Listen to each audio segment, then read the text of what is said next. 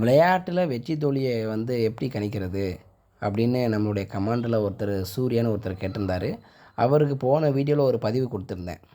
முதல்ல வந்து விளையாட்டில் வந்து அந்த ஜாதகருக்கு வந்து ஆர்வம் இருக்குமா, முதல்ல விளையாடுறதுக்கு வந்து எந்த பாவம், அது ஃபுல்லாக டீட்டெயிலாக போன வீடியோவில் விளக்கம் கொடுத்துருந்தேன். சரி, அதில் வந்து பொதுவான விளக்கம் கொடுத்ததுனால அதனுடைய தொடர்ச்சியாக இந்த வீடியோவில் ஒரு உதாரண ஜாதகம் கொடுத்து நம்ம விளக்கம் கொடுத்தா இன்னும் கொஞ்சம் நல்லா இருக்குமே அப்படின்ற நோக்கத்தில் இந்த வீடியோவில் ஒரு உதாரண ஜாதகத்தோட நம்ம இந்த பதிவை பார்க்கலாம். சரிங்களா? இப்போ நீங்கள் ஸ்க்ரீனில் பார்க்குறது நம்ம கிரிக்கெட் வீரர் தோனி அவருடைய ஜாதகம். சரிங்களா? இப்போ இந்த ஜாதகத்தில் நான் போன வீடியோவில் சொன்ன மாதிரி அதே பலனை இங்கே நம்ம ஒரு தடவை எடுத்து பார்த்துக்கிட்டு நம்ம பலனுக்குள்ளே போகலாம். சரிங்களா? வாங்க.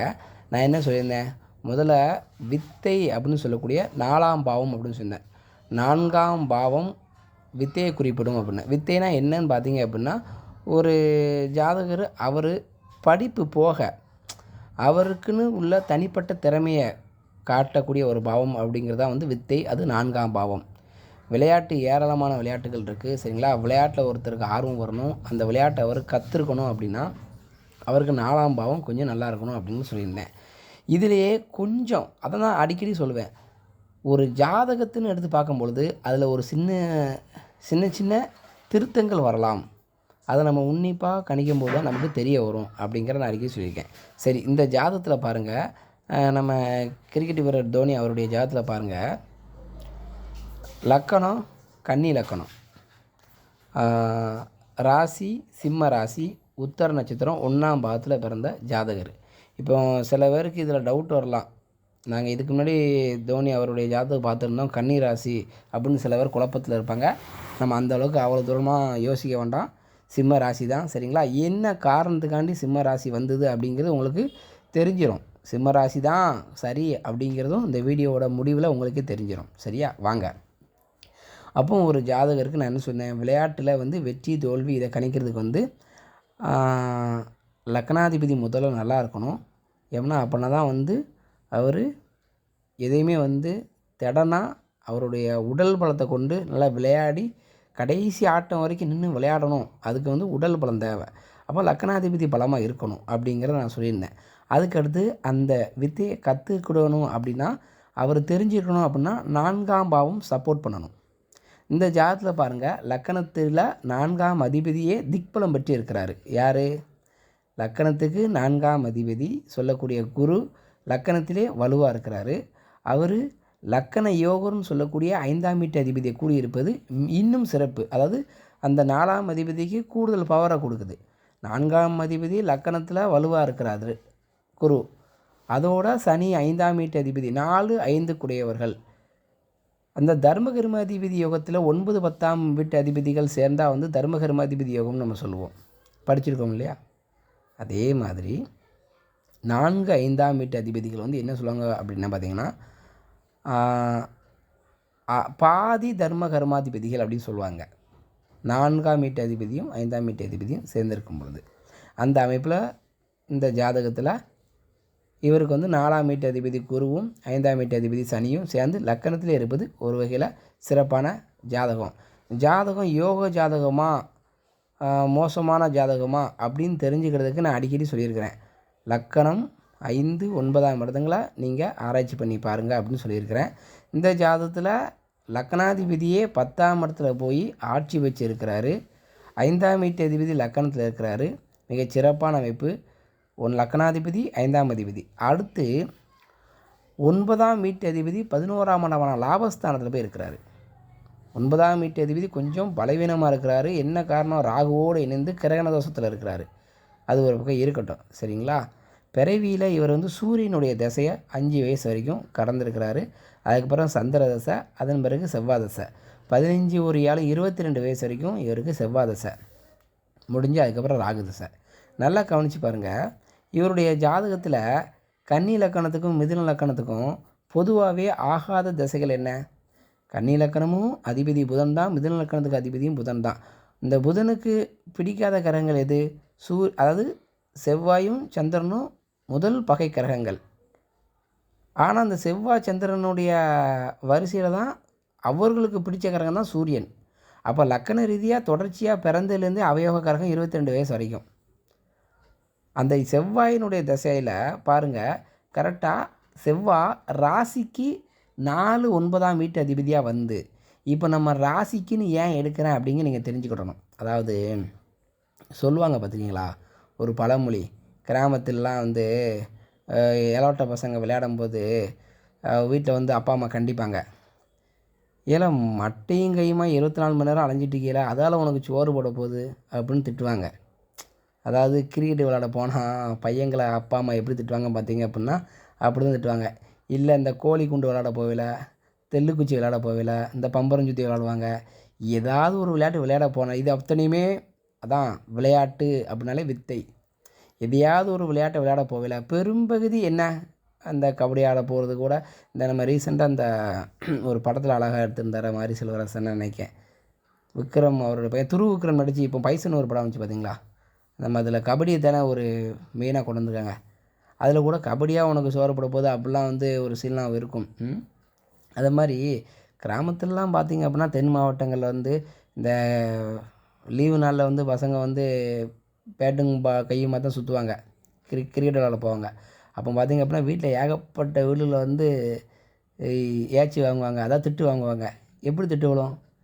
இல்லை ஒரு வேலை சொல்லிக்கு போகலாம்லா, லீவ் நாள் என்னத்தையாவது பார்த்து கொடுக்கலாம்லா, அதை விட்டுட்டு இந்த மட்டையும் கையும் அலைஞ்சிட்ருக்கிய, நாளைக்கு அதுவாக அவனுக்கு சோறு போட போகுது, வீட்டுக்கு ஒத்தாசையாக இருக்க மாட்டியா அப்படின்னு சுற்றுவாங்க. அதுவே மட்டையும் கையுமா அலைகிறான், அதுவே பொழப்புன்னெலாம் தெரிஞ்சிட்ருக்கான் அப்படின்னு திட்டுவாங்க. நல்லா அந்த வார்த்தையை கவனிச்சு பார்த்தீங்கன்னா, அதுவே பொழப்புன்னெலாம் தெரிஞ்சிட்ருக்கான் அப்படிம்பாங்க. பொழப்புன்னா என்ன? அதை தான் வேலைங்கிறாங்க. இந்த ஜாதகத்தில் பாருங்கள், அவயோக கிரகமான செவ்வாய் ராசிக்கு 10ஆம் வீட்டிலேருந்து லக்கணத்துக்கு 3 எட்டக்கூடிய அவயோக கிரகமாக வந்து ராசிக்கு 10ஆம் வீட்டில் போய் இருந்து ராசிக்கு 4ஆம் வீட்டையே, அதாவது தன்னுடைய வீட்டையே பார்க்குறாரு.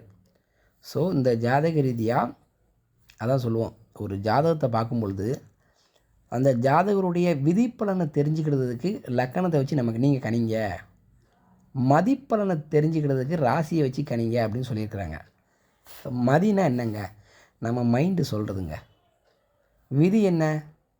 என் பிறப்பு இப்படித்தான், என்னுடைய குலம் இப்படி தான், நான் அந்த குலத்தில் தான் பிறந்தேன், நான் இப்படி தான் வளர்ந்தேன், என்னுடைய பிறப்பு இப்படி தான், என்னுடைய இது இப்படி தான் அப்படிங்கிறது விதி.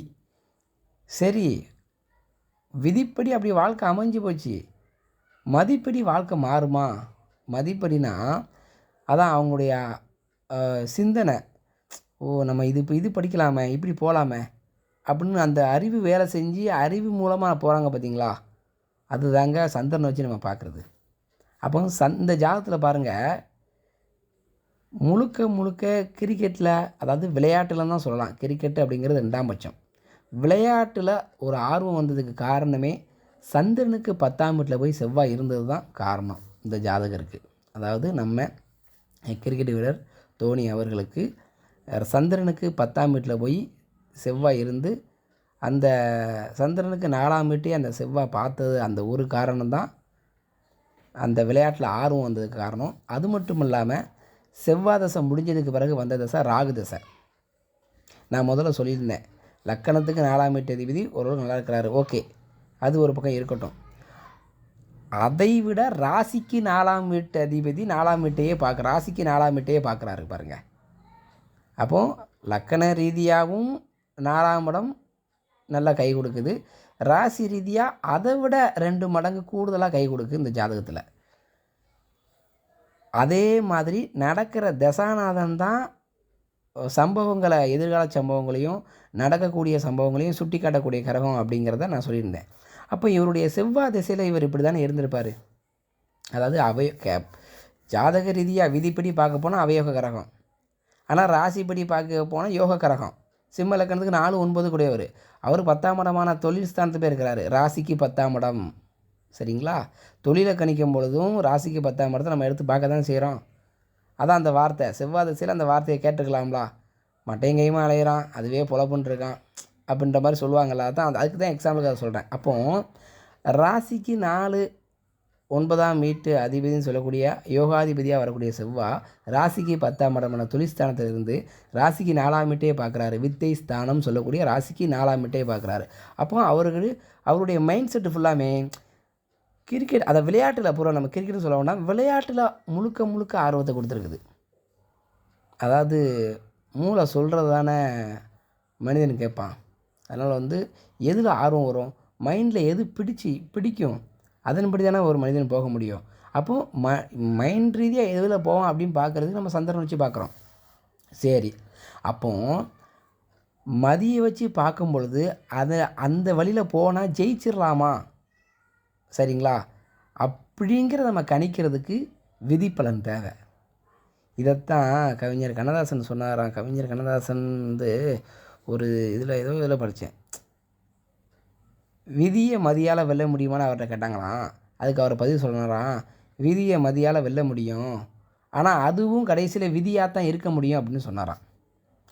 அதனுடைய அர்த்தத்தை இங்கே நான் விளக்குறேன் பாருங்கள்.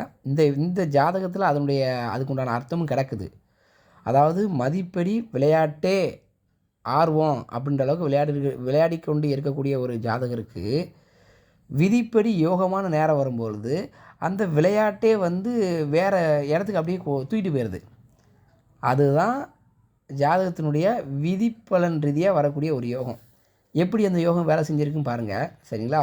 நான் என்ன சொன்னேன், அதாவது ஒரு தடவையோ 2 தடவையோ தோத்தாலுமே மாறி அந்த விளையாட்டில் மறுபடியும் விளையாண்டுக்கிட்டே இருக்கக்கூடிய ஆர்வம் எப்படி வரும் அப்படின்னு கேட்டிங்க அப்படின்னா, போன வீடியோவில் சொல்லியிருந்தேன், லக்கணத்துக்கு 6ஆம் வீட்டு அதிபதி வலிமையாக இருக்கணும் அப்படின்னு சொல்லியிருந்தேன். இந்த ஜாதகத்தில் பாருங்கள், ராசிக்கு 6ஆம் வீட்டு அதிபதியும் சனி தான், லக்கணத்துக்கு 6ஆம் வீட்டு அதிபதியும் சனி தான். விதிப்படியும் சனி, மதிப்படியும் சனி. எதுக்கு இந்த 6ஆம் வீட்டு அதிபதி நம்ம எடுக்கிறோம், போட்டி போடுதல். வா, நீ யாராக வேணாலும் வா, நான் உங்களோட போட்டி போட தயாராக இருக்கேன். இதுக்கு என்ன கிரகம், 6ஆம் வீட்டு அதிபதி தான். அப்போ இந்த 6ஆம் வீட்டு அதிபதி விதிப்படியாகவும் இவருக்கு சாதகமாக இருக்குது, மதிப்படியும் இவருக்கு சாதகமாக இருக்கிறது. மதிப்படி பார்க்க போனால் என்ன, இப்போ சொல்லுவீங்க சிம்ம ராசிக்கு 6 கூடியவன் சனி. ஆமாம், அவர் எங்கே குருவோட கூடிய நல்லா சாதகமாக தானே இருக்கிறாரு. விதிப்படியே பார்க்க போனால் இந்த 6ஆம் வீட்டு அதிபதி அவருக்கு யோகாதிபதி. என்ன யோகாதிபதி, 5 கூடிய லக்கணம் ஜாதகத்தில் முக்கியமான தூணே அதுதான். அப்போது இவர் பிறவிலேயே பார்த்தீங்க அப்படின்னா எதையுமே வந்து போட்டி போட்டு ஜெயிக்கக்கூடிய நபராக தான் இருந்திருக்கிறாரு. அது அந்த அவருடைய ஜாதகத்தில் இருக்கக்கூடிய சனியே தெளிவாக நமக்கு காட்டுது, அப்படித்தானே.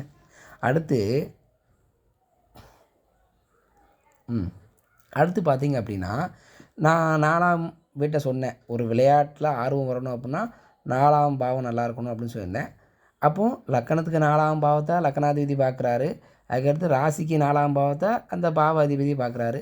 ரெண்டுமே ஓகே, அதுக்கு தகுந்தாறு போல் கரெக்டாக வந்துடுச்சு, ரைட்டு. இந்த ராசிக்கு 4ஆம் அதிபதியை நம்ம எடுக்கும்போது மட்டும் அதையே அந்த தொழிலாக கொள்கிறாரு அப்படின்னு சொல்கிறதுக்கு நம்ம அந்த பழமொழியை சொல்லியிருந்தேன், ஓகேவா, ரைட்டு. வாங்க அடுத்து வேறு என்ன பாவ பலன்னு சொல்லியிருந்தேன் போன வீடியோவில், லக்கணாதிபதி சொல்லியிருந்தேன். இங்கே லக்கணாதிபதி அதுக்கு நிகராக வலுத்திருக்குன்னு சொன்னேன், நல்லாவே வலுத்திருக்கிறார், ஓகே. 4ஆம் அதிபதி அதுவும் ஓகே. 6ஆம் அதிபதி போட்டி போட்டு ஜெயிக்கிறது, மாறி போட்டி போட்டுக்கிட்டே இருக்குது, மாறி விளையாண்டுகிட்டே இருக்கிறது கூட அந்த ஆர்வத்தை கொடுக்கறது 6ஆம் பாவம், அதுவும் நல்லா இருக்கா, ஒன்று போல் வருதா, ரைட்டு. அதுக்கு அடுத்து பாருங்கள், அதையே தொழிலாக கொள்ளணும் அப்படின்னா 10ஆம் பாவம். அதுதான் விஷயம், ஒருத்தருக்கு விளையாட்டே தொழிலாக மாறுது. இப்போ நம்ம எல்லோரும் என்னென்ன யோசிப்போம், கிரிக்கெட் வீரர் தோனிக்கு நீங்கள் சொல்கிறதுனால வந்து விளையாட்டை ஒரு தொழிலாக மாறிடுச்சு அப்படி வந்துட்டார் நீங்கள் சொல்கிறீங்க, ஓகே. இது விளையாட்டுத்துறை வந்து விளையாட்டு அப்படிங்கிறது வேறு என்ன, யாருக்கு தொழிலாக வரும் அப்படி நீங்கள் கேட்கலாம். இப்போ எத்தனையோ ஸ்கூலில் டேக்வாண்டோ மாஸ்டர் இருக்காங்க, கராத்தே மாஸ்டர் இருக்காங்க, அதுக்கப்புறம் என்ன சொல்கிறது, செஸ் மாஸ்டர் இருக்காங்க, கேரம் மாஸ்டர் இருக்காங்க. இதுவும் கிட்டத்தட்ட ஒரு கேம் விளையாட்டு தானே, சரிங்களா. அதனால் அந்த கிரகம் வந்து அப்படி கொண்டுட்டு போவோம். விளையாட்டில் ஆர்வம் இருக்குது அப்படின்னா நம்ம வந்து அதனால் வந்து அந்த குழந்தைகளை வந்து நம்ம கண்டிக்கிறது அதெல்லாம் வந்து ஒரு வகையில் நம்ம சரியாகவே நமக்கு சரின்னு பட்டாலுமே ஒரு சில ஜாதகருக்கு அதுவே யோகமாக மாறும். அதுக்கு உதாரண ஜாதகம் தான் நம்ம கிரிக்கெட் வீரர் தோனி அவருடைய ஜாதகம். அதுதான் நீங்களும் பார்த்துட்ருக்கீங்க. அதை பற்றின விளக்கம் தான் நம்மளும் கொடுத்துட்ருக்குறோம். அப்போ இந்த ஜாதகத்தில் பாருங்கள் 10ஆம் வீடுன்னு சொல்லியிருந்தேன். அப்போ லக்கணத்துக்கு 10ஆம் வீட்டு அதிபதி 10ஆம் வீட்டில் நல்லா ஜம்முன்னு இருக்கிறாரு. அதே மாதிரி ராசிக்கு 10ஆம் வீட்டில் பாருங்கள் அந்த செவ்வாயே இருக்கிறாரு பார்த்தீங்களா. அதாவது இப்போ தான் நான் உங்களுக்கு அந்த கிரிக்கெட்டு அப்படின்ற இடத்துக்கு நம்ம வரப்போகிறோம். இப்போ மூளைக்கு வேலை அப்படின்னா செஸ் கேமு, அது மூளைக்கு வேலை, ரைட்டு.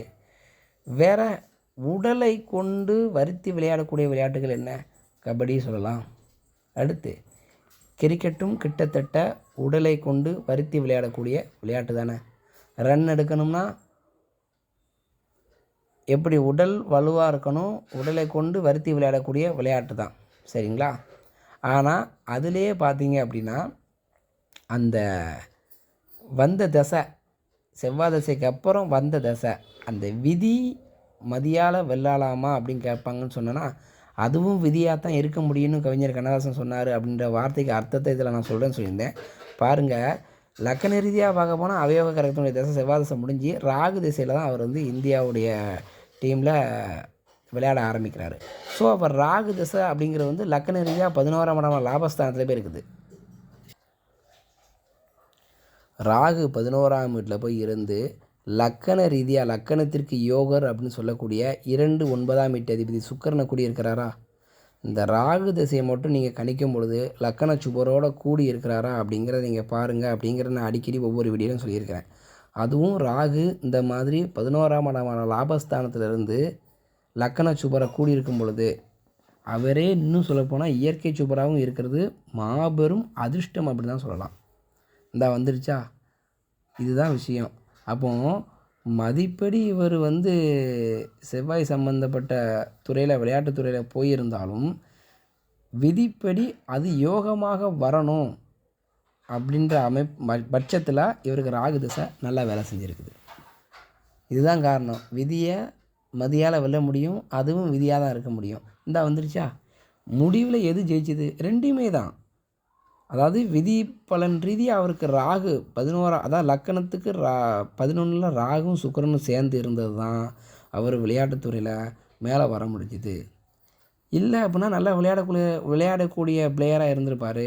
இந்த ராகு தசை சப்போஸ் வேறு எங்கேயாவது ஒரு இடத்துல இருந்துருந்துச்சு அப்படின்னா அதாவது நமக்கு தெரியாத அறிமுகமாகாத எங்கேயோ அவர் ஊருக்குள்ள விளையாடக்கூடிய ஒரு சாதாரண ஆளாக விளையாண்டுருப்பார். பட்டு இந்த அளவுக்கு வந்துடக்கூடிய வாய்ப்புகள் இல்லை. அப்போ முழுக்க ஜாதகம் எது தீர்மானிக்குது? லக்கணம் தான் தீர்மானிக்குது. ஆமாம், எதன்படி வந்திருக்காருன்னு பார்க்க போனால் அவருடைய அறிவை வச்சு வந்திருக்கு. அதான் மதி, அந்த மதி சொல்லுது. அவருக்கு ஆர்வம் எதில் வந்திருக்குதுன்னு பார்த்தீங்க அப்படின்னா அந்த அறிவை கொண்டு நம்ம பார்க்குறோம் பார்த்தீங்களா. ஒருத்தருக்கு எது பிடிக்கும் அது மூளை சொல்லும், எனக்கு இதுதான் இன்ட்ரெஸ்ட்டாக இருக்குது. இந்த ஒரு நண்பன் படத்தில் பார்ப்பீங்க, அந்த ஸ்ரீகாந்த் அவருடைய அப்பா வந்து ஒரு இன்ஜினியரிங்கில் இதை எடுத்து படிக்க சொல்லுவார். எனக்கு இந்த திரைப்படத்தில் ஃபோட்டோ எடுக்கிறது எல்லாம் ஷூட்டிங் இது பண்ணுறதெல்லாம் ஆர்வம் அப்படின்னு அவர் சொல்லுவார் பார்த்தீங்களா. இந்த மாதிரி தான் அதுவும் ஒரு குறிப்பிட்ட இதுக்கு வரும்பொழுது நம்ம வந்து சந்திரனை வச்சு பார்க்குறது பலன் இன்னும் துல்லியமாகவும் துரிதமாகும். அதுக்கு எக்ஸாம்பிள் தான் அந்த வீடியோவில் நான் உங்களுக்கு இந்த உதாரண ஜாதகத்தை வச்சு உங்களுக்கு கொடுத்துருக்குறேன். அப்போது விளையாட்டில் வந்து வெற்றி தோல்வி இதை கணிக்கிறதுக்கு எது தேவை அப்படிங்கிறது இந்த வீடியோ மூலம் உங்களுக்கு தெரிஞ்சிருக்கும். சரி, இப்போது இந்த வீடியோ பார்த்தீங்க, இதில் வந்து வெற்றி தோல்வி நல்லா புரிஞ்சுக்கோங்க. இப்போ இதே போல் இன்னொரு ஜாதகத்தை நம்ம வச்சு பார்க்குறோம். ஏன்னா வெற்றி தோல்வி கணிக்கிறதுக்கு வந்து நம்ம ஓரளவுக்கு இந்த ஜாதகத்தை அலசி தெரிஞ்சுக்கிட்டோம். இது இப்படி தான் அந்த மாதிரி அமைப்பில் இருந்தால் விளையாட்டு துறையில் நல்லா வர முடியும் அப்படிங்கிறத தெரிஞ்சுக்கிட்டீங்க. எக்ஸாம்பிளுக்கு நம்ம ஒரு ஜாதகத்தை வச்சு விளக்கம் கொடுத்துருக்கேன். சரி, இந்த ஜாதகருக்கு ராகு தசை வந்து ஓடிட்டு இருந்துச்சு பார்த்தீங்களா, அதனால் மேலும் மேலும் வெற்றியை கொடுத்தது. அதே மாதிரி நான் போன வீடியோவில் சொல்லியிருந்தேன், 10 11ஆம் வீட்டு அதிபதிகள் இந்த கிரகங்கள் ஃபுல்லாக, அதாவது 4ஆம் அதிபதி 5 6ஆம் அதிபதிகள் எல்லாம் நல்லா இருந்து 10 11ஆம் அதிபதிகள் நல்லா இருந்தாங்க அப்படின்னா அந்த திசையே நடக்கு அப்படின்னா அந்த ஜாதகர் வந்து அந்த விளையாட்டு சம்மந்தப்பட்ட விஷயத்தில் அவங்க வந்து ஹெட்டாக இருப்பாங்க அப்படின்னு சொல்லியிருந்தேன் போன வீடியோலேயே. அதாவது விளையாட்டில் வெற்றி தோல்வியை கணிப்பது எப்படி அப்படின்ற வீடியோவில் நான் அப்படியே சொல்லியிருந்தேன் பார்த்தீங்களா. அதன்படி இங்கே பாருங்கள், கிரிக்கெட் வீரர் தோனி யார்? கேப்டன் தானே, அப்போ ஹெட்டு தானே. அந்த பாயிண்ட் வந்துடுச்சா. 11ஆம் வீட்டில் ராகு இருந்து 11ஆம் வீட்டில் ராகு 10ல் 10ஆம் வீட்டு அதிபதியை வலுத்திருக்கிறாரு. பாருங்கள், நான் சொன்ன எல்லா பாயிண்ட்டுமே இந்த ஜாதகம் வந்துச்சு. அவ்வளோதான் விஷயம். இதில் ஏதாவது பிழை இருக்கா? அதான் ஜாதகம்னு வரும்பொழுது தான் நமக்கு எல்லாத்தையும் கணித்து பார்க்கும்போது பலன் துரிதமாக எடுக்க முடியும். அப்போ நான் பொதுவாக ஒரு ஜாதகத்தை மேலோட்டமாக வச்சு ஜாதகம் இல்லாமல் பொதுவான ஜோதிட தகவல்களை சொல்லும் பொழுது உங்களுக்கு கொஞ்சம் புரிதல் இல்லாமல் திணறக்கூடிய அமைப்புகள் இருக்கும். அதனால தான் இப்போ நிறையா வீடியோக்களில் வந்து உங்களுக்கு உதாரண ஜாதகத்தோடு எடுத்து நிறையா கொடுக்குறேன். சரிங்களா? வாழ்த்துக்கள். வாழ்க வளமுடன்.